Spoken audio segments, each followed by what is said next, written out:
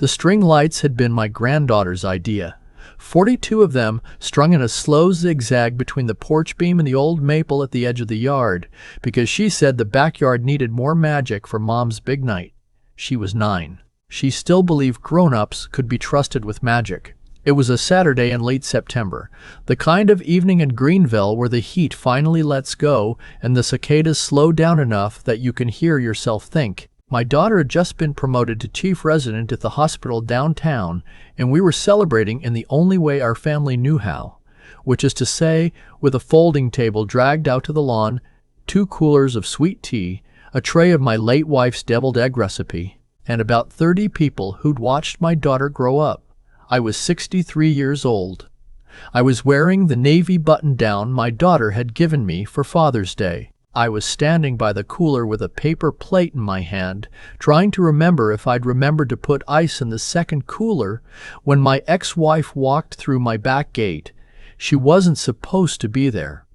I want to be clear about that. She was invited to the dinner the following weekend, the small one, just immediate family, the one I'd specifically planned so we wouldn't have to share a yard for more than 2 hours. But here she was, in a cream-colored blouse and the kind of jewelry she only wore when she wanted other women to notice her, walking across my grass like she owned the deed. She'd brought a man with her, tall, silver at the temples, a watch that caught the light from 40 feet away. I didn't know him. I didn't need to. She saw me by the cooler. She smiled. "Hank," she said, loud enough for the 3 closest conversations to stop. "I almost didn't recognize you. Are you the help tonight?"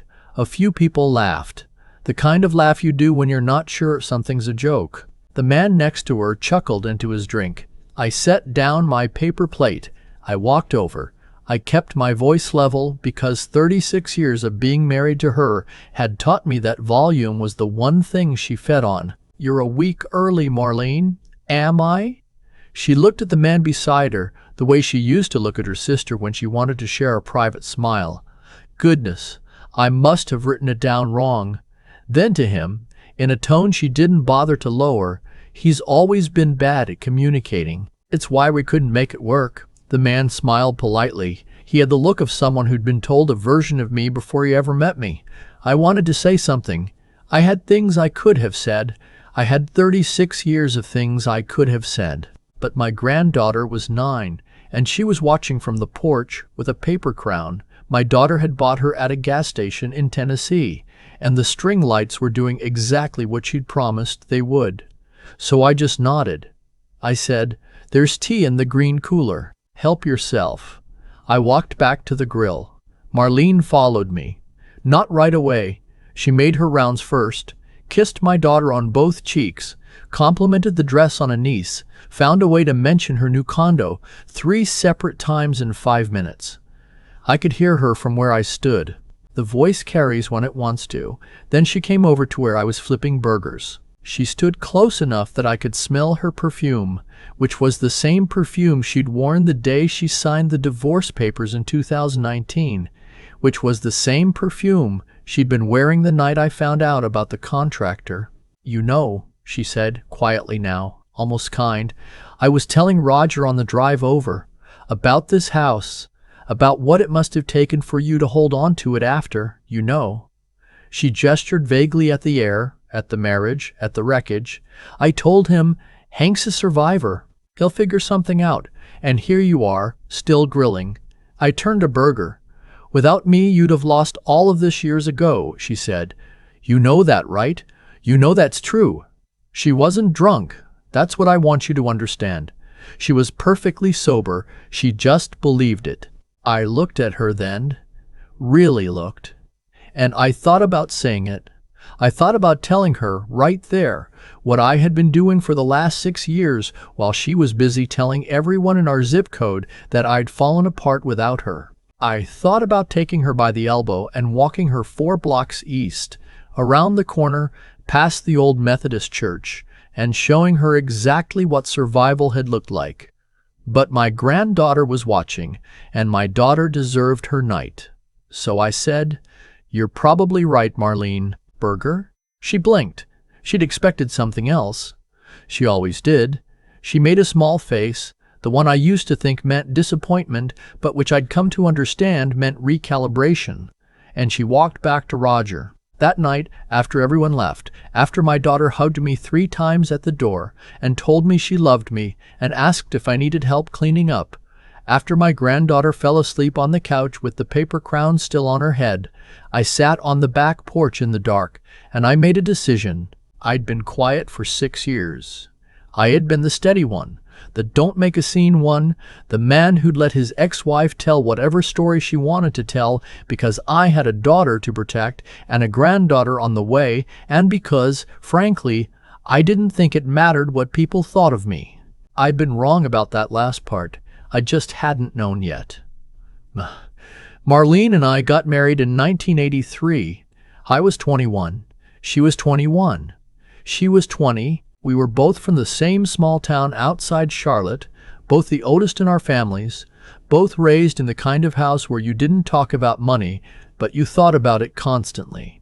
I went into HVAC, not because I dreamed of it, but because my uncle owned a small shop and offered me a job the week I graduated high school, and 21-year-olds with a pregnant wife don't turn down jobs. I worked for him for 9 years, then I bought him out, then I spent the next 25 years building it into a real business. By the time I was 50, I had 11 trucks, 22 employees, and contracts with 3 of the biggest property management companies in the upstate. Marlene worked too, on and off, mostly in real estate. She got her license in 1996, sold houses for a while, took some years off when our daughter was small, came back to it in her 40s. She was good at the parts of the job that involved talking to strangers and bad at the parts that involved paperwork. We balanced. For a long time, we balanced. Here's what I didn't know until 2018. In 2014, Marlene started moving money. Small amounts at first, 200 here, 400 there, all out of a joint account I rarely looked at because she handled the household bills and I handled the business books. By 2017, she'd moved close to $90,000 into an account in her name only. By 2018, when my CPA flagged something that didn't add up on a personal tax return, the number was $141,000. I confronted her on a Tuesday in October. I remember because I'd been at a job site that morning, replacing a condenser at an apartment complex on Augusta Road, and I'd come home for lunch. She didn't deny it. She didn't even pretend to be sorry. She told me, quite calmly, that she'd been planning to leave for 2 years, and that the money was hers because she'd earned it putting up with this marriage. There was someone else, of course. There usually is. A contractor named Doug. I'd hired him twice in 2016 to do drywall on a couple of commercial jobs. Decent work. Bad knees. Apparently good at other things. We were divorced by August of 2019. Now here's where I want you to understand something, because this is the part that everybody who heard the story over the next 6 years got wrong. I did not lose the divorce. I want to say that clearly because for 6 years I let people believe I had, and the longer I let them believe it, the more it became the truth in their minds. What actually happened was this. I had a good attorney. Her name was Rachel Vance. She was 41 years old. She'd been doing family law in Greenville for 15 years, and she'd seen Marlene's type before. The first time we sat down in her office, she looked at the bank statements I'd brought, and she said, "Hank, we can take her to the cleaners. We can criminally refer this. We can make her wish she'd never touched $1." And I almost said yes. I won't pretend I didn't think about it. I went home that night and I sat on the porch with a glass of bourbon and I thought about it for 4 hours. But my daughter was 28 years old. She was 3 months pregnant with her first child, and she had spent her entire life walking the tightrope between her father and her mother. Marlene was a difficult woman. She wasn't a monster. She had been, for a long time, the only mother my daughter had. I called Rachel the next morning. I told her, here's what we're going to do. We're going to get the business protected fully and permanently.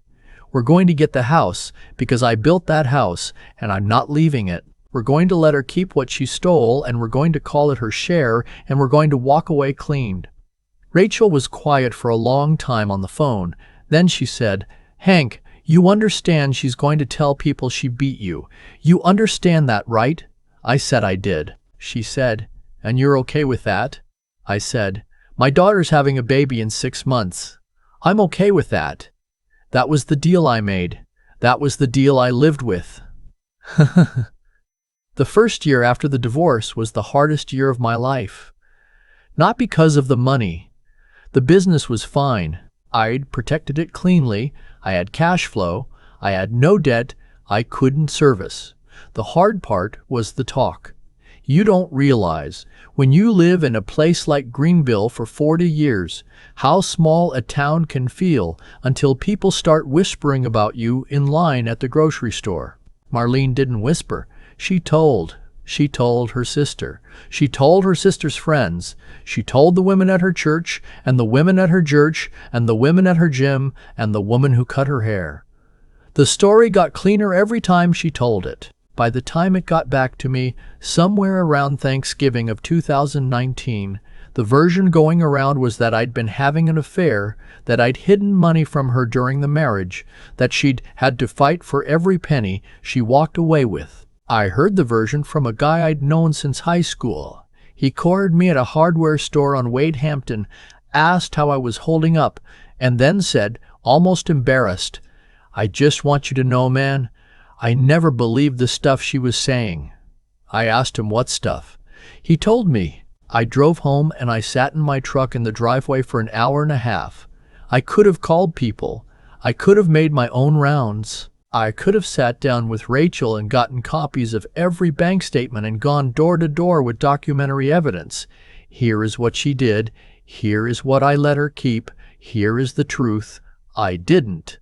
I'm not going to tell you I made the right choice. I'm just going to tell you why I made the choice I made.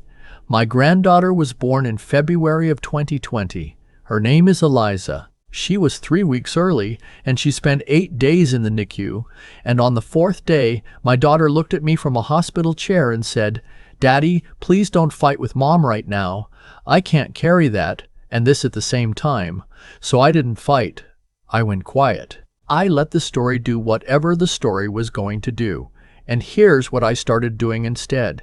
I started building. Enter FERC of 2020, the world went sideways in a way none of us were prepared for. Most businesses my size took a hit. Mine didn't. HVAC, it turns out, is one of the things people will pay for even when they're not paying for anything else. Because in South Carolina, in July, a broken air conditioner is not optional.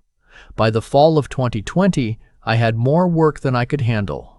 By the spring of 2021, I'd hired 4 more techs. By the fall of 2021, I'd bought out a competitor in Spartanburg. I want to tell you about money for a second because I think it matters. I'm not a rich man. I want to be clear about that. I'm a man who runs a service business in a mid-sized southern city.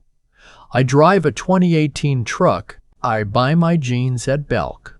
I eat dinner at the same diner 3 times a week, and the waitress calls me by my first name. But I also, by the spring of 2022, owned the building my main office sat in, owned the half-acre next door to it that I rented out to a tire shop, and owned, free and clear, a piece of property 4 blocks from the house Marlene thought I was barely hanging on to. The piece of property mattered. Let me tell you about it. In 1991, when our daughter was 4, Marlene and I used to walk her down the sidewalk from our little starter home to a park 3 blocks east. On the way, we'd pass a corner lot with a Victorian house on it. The house was beautiful and falling apart at the same time, the way old southern houses do when nobody's loving them. The yard had 2 enormous magnolias and a wraparound porch that was rotting on one side. Marlene used to say, every time we walked past it, if we ever have real money, Hank, that's the house. That's my house. She said it the way some women talk about a wedding dress they saw once. I bought that house in November of 2020. I didn't tell anyone. Not my daughter. Not my brother. Not Rachel even, who I'd kept in touch with. I bought it in the name of an LLC I'd set up 2 years earlier, and I spent the next 18 months renovating it. New roof. New plumbing. refinished every original heart pine floor, restored the porch, painted it the color of fresh cream with shutters the color of a Carolina sky in October. I moved in on a Sunday in May of 2022. My daughter cried when she saw it. She walked through every room with one hand on her mouth and Eliza on her hip, and she said 3 times, "Daddy, this is the house. This is Mom's house. This is the one she always." I said, "I know, sweetheart." She said, "Does she know?" I said, "Not yet." I said, "Not yet." For 3.5 more years, I lived there quietly. Eliza came over every Sunday afternoon. She had a bedroom on the 2nd floor that my daughter and I had decorated together. Pale green walls, a quilt my mother had made in 1978, a little white desk where Eliza did her homework on Sundays while I made dinner downstairs. My daughter and her husband would come for dinner around 6. We'd eat on the back porch in the warm months. In the cold months, we'd eat in the dining room. At the table, I'd built myself out of reclaimed barn wood from a place outside of Walhalla. My daughter never told her mother where I lived. Not because I asked her not to, but because she understood, in the way grown children of difficult mothers understand, that some pieces of information are not safe to share. For 3.5 years, Marlene believed I was still in the small ranch house we'd raised our daughter in, the one I'd actually sold to my foreman in 2021 for a fair price and a handshake. As far as Marlene knew, I was scraping by. As far as the women at her church knew, Hank had really let himself go after the divorce. As far as Roger, the new boyfriend, knew, I was a guy who'd needed to be carried for 36 years. I didn't correct any of it. I have asked myself often why I let it go on as long as I did. The honest answer is that I'd built something in those years that I didn't want her to touch. Not legally. She couldn't touch it legally. I mean energetically. I mean she couldn't put her perfume on it, her opinions on it, her version of events on it. The house, the business, the Sunday dinners, my granddaughter sleeping upstairs in a green bedroom. None of it had her in it, and I wanted to keep it that way. But then she walked through my back gate a week early. And she stood on my grass and called me the help, and she said it loud enough for my granddaughter to hear. That changed something. 2 weeks after my daughter's promotion party, I called Marlene. I hadn't called her, not for any reason that wasn't directly about our daughter, in close to 4 years. She picked up on the second ring, which told me something. She'd been waiting to hear from me. She'd come a week early and made her little scene, and she'd been waiting to see what I'd do. "Hank," she said, "the way you'd answer the phone for an old friend you weren't expecting." I said, "Marlene, I owe you an apology." There was a pause. A long one. "For what?" I said. "For not having you over sooner. You said something the other night that's been bothering me. About me being a survivor. About me holding on to the house. I think you're right that we should sit down." "I think it's time," she said slowly. "I don't know what you mean." I said, "Come for tea on Saturday. 2 o'clock. I'll text you the address." She said, "I have your address." I said, "Not this one." I texted her the address 10 minutes later. Then I went out to the porch, and I watered the ferns my granddaughter had picked out from the nursery on Pelham Road, and I waited. I waited. She arrived at 2:14 on Saturday afternoon. I watched her car pull up from the front window, a white Lexus, leased, I assumed. She sat in the driver's seat for almost 2 full minutes before she got out. I watched her look up at the house. I watched her look down at her phone. I watched her look up at the house again. Then she got out and walked up the front path slowly, the way you walk into a building you're not sure is open. I opened the door before she could ring the bell. She stood on my porch in a navy dress and pearls, and her face had a quality I had not seen on it in 42 years of knowing her. She looked uncertain.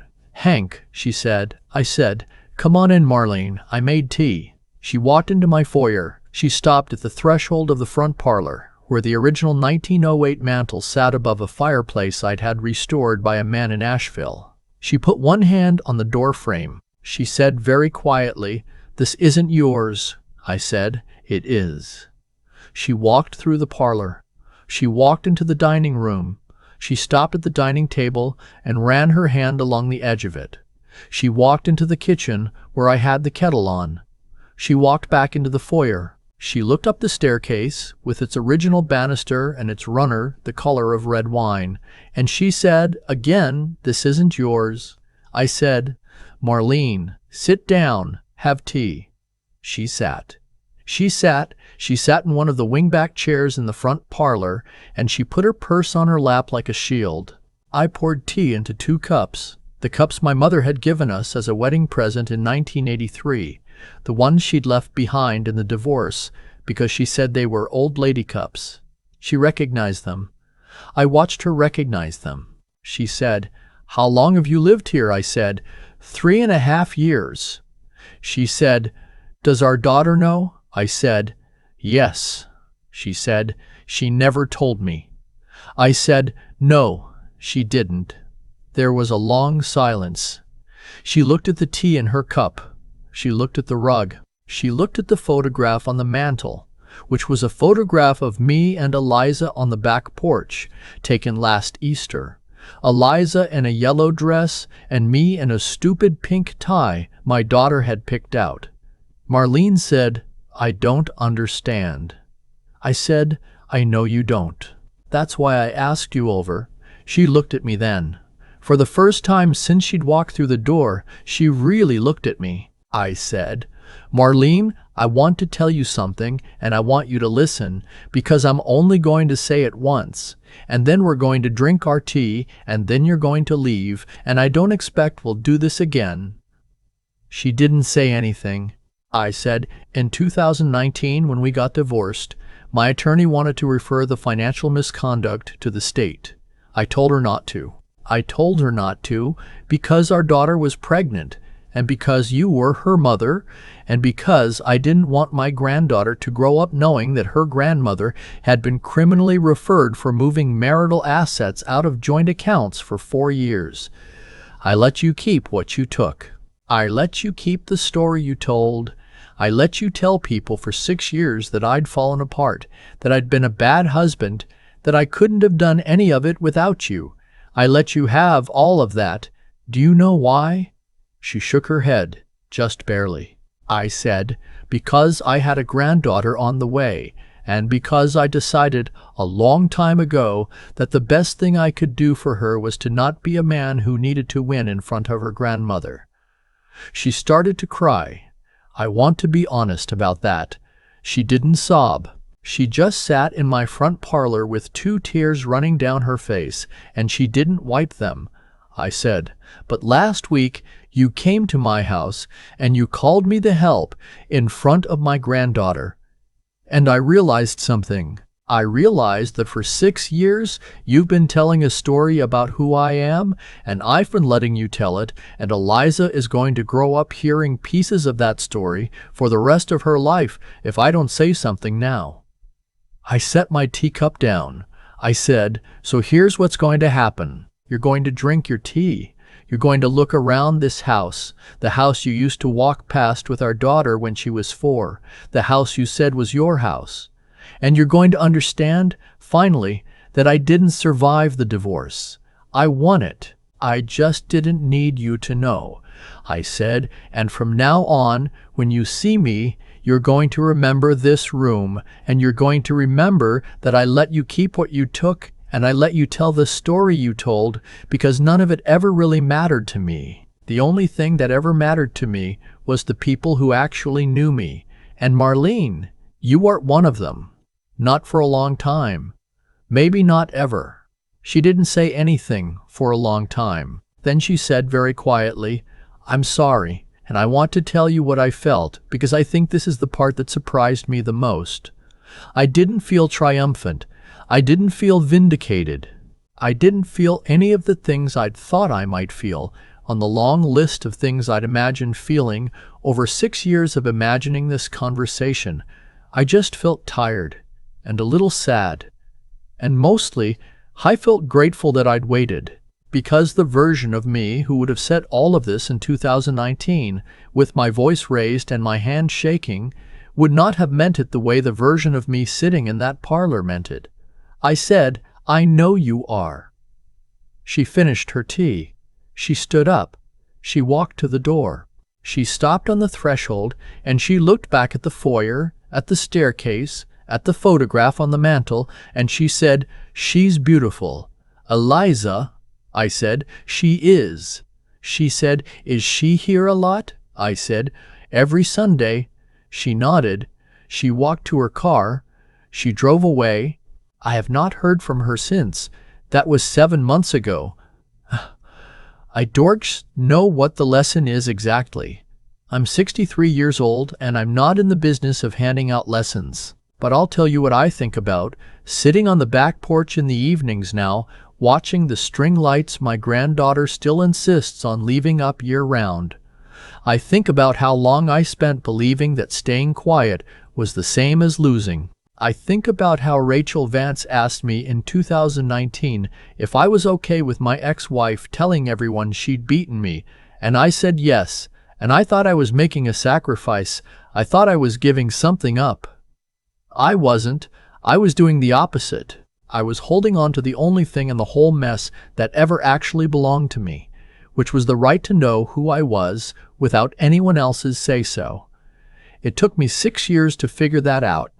It took me a Saturday afternoon and a pot of tea to say it out loud. If you're listening to this and somebody in your life has been telling a story about you and you've been carrying the weight of that story for longer than you should, here's the only thing I'll say. You don't have to correct them. You don't have to win the argument. You don't have to drag the truth into the light in front of everyone they ever told. You just have to live, quietly and well, in a house they don't know about until the day they walk in. That's enough. That was always enough. I just didn't know it yet. I've been turning that Saturday afternoon over in my mind for 7 months now, and I keep coming back to the same thought. Everything that happened in my front parlor that day was the result of choices I'd made years before, most of them when nobody was watching. That's the part I want my granddaughter to understand someday, when she's old enough to hear the whole story. When Marlene moved that money in 2014, she made a choice. When she told her version of the divorce to anyone who'd listen, she made a choice. And when I sat across from Rachel Vance in 2019 and told her to let it go, I made a choice too. None of us escaped what we did. Marlene spent 6 years building a life on a story that was always going to collapse the moment somebody walked through my front door. I spent 6 years building something quieter, in a house she didn't know existed. The tea on Saturday wasn't a confrontation. It was just the day the math caught up with both of us.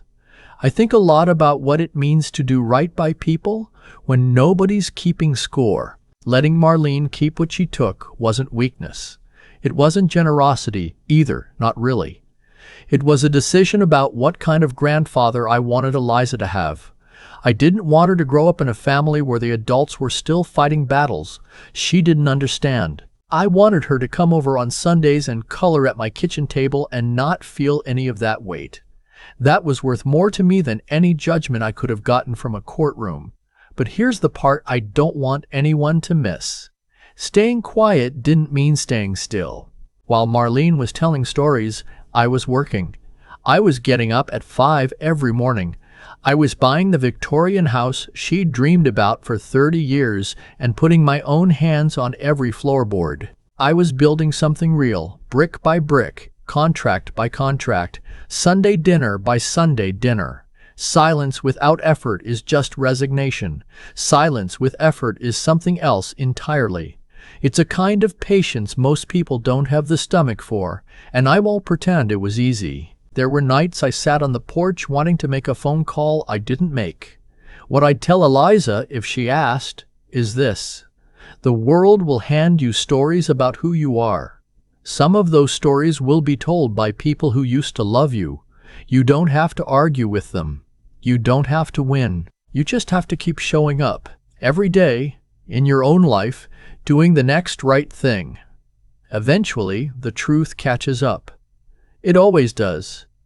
The only question is whether you'll have built something worth being seen in by the time it gets there.